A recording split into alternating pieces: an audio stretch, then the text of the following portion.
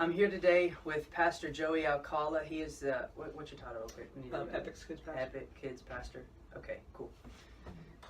I'm here today with Pastor Joey Alcala from the Oaks Fellowship Church in Red Oak, Texas, and he is the Epic Kids Pastor. And tell us a little bit more about yourself.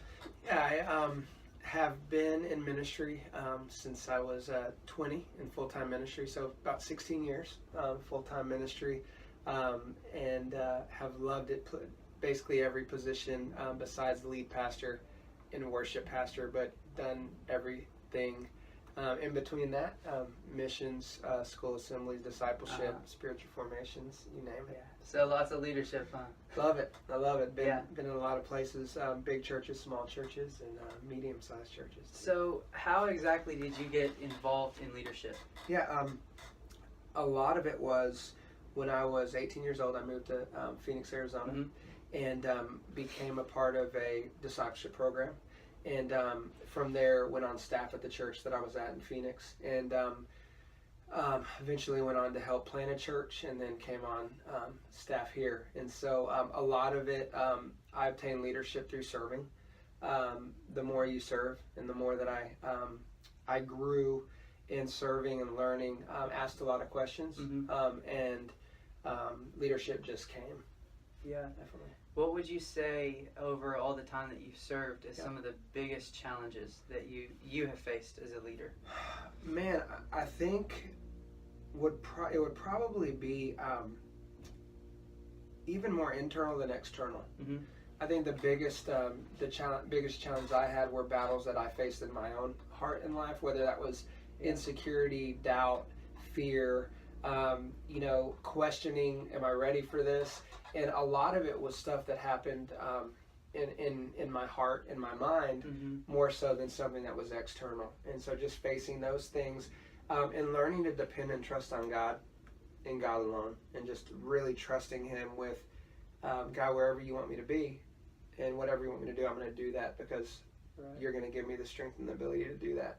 Yeah, and you think that internal is something that a lot of leaders face, all leaders, or would you say there are different things that leaders just across the board, in church, out of church, all experience? I think all leaders face the challenge of, am I going to trust God, or am I going to trust my own strength?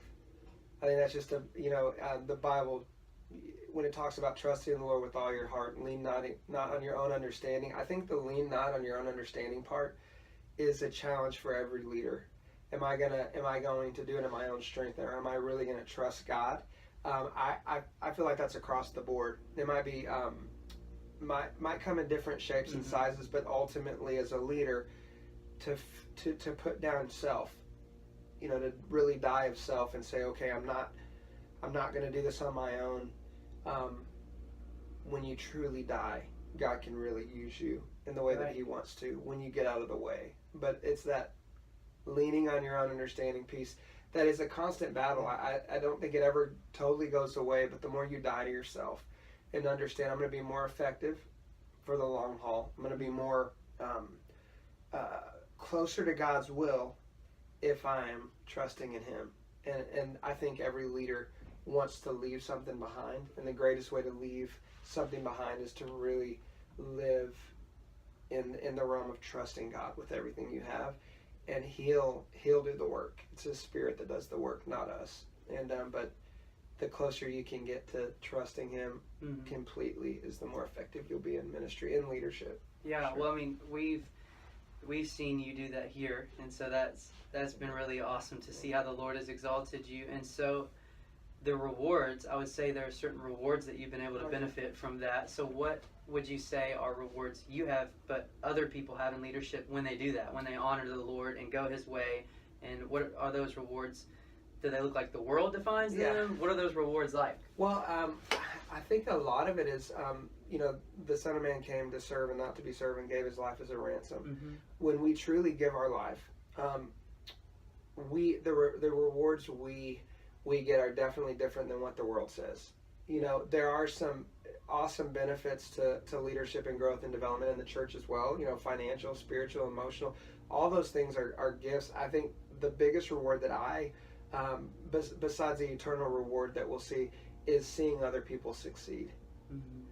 When I see, just within the last 2 months, 3 of my team members, disciples that I've discipled, are now in ministry. They have positions and they've moved on. And I feel like the reward of seeing others move forward and to grow and to really go somewhere is one of the greatest, most fulfilling rewards for me, because it's not about if I can do it, it's about passing that on so that other people can do it as well. And I feel like for most leaders, they could look back and say, man, I had so-and-so in my life at this period. Look where they're at now. They're leading this, but look, they were here when I knew them. And as a leader, to look back and say, man, I was able to affect these lives just a bit with Christ through me. It's life-changing. And that's what makes me really happy, is to see, and look at all the people that succeeded, that God used me to play a small role in their life moving forward. And that's, man, it's such an incredible, fulfilling reward. It allows you to go through some of the harder times and the consider it pure joy moments when man, you're making a difference in people's lives and their families. And to have students that I had in my discipleship ministry even, 16 years ago now with kids, and, some of them, and, all but say, hey, I'm pastoring now. I want you to meet my 9-year-old. You're just like, dude, how awesome is this that we had that opportunity? And so that's just a great reward. Yeah, the greatest reward, because when you die, that lives on, and that's awesome. I want to thank you for everything you've done as a leader growing up and how faithful you've been in your positions. Thank you. And thank you for your leadership here and now. Appreciate that. Thank you so much. Thanks, man.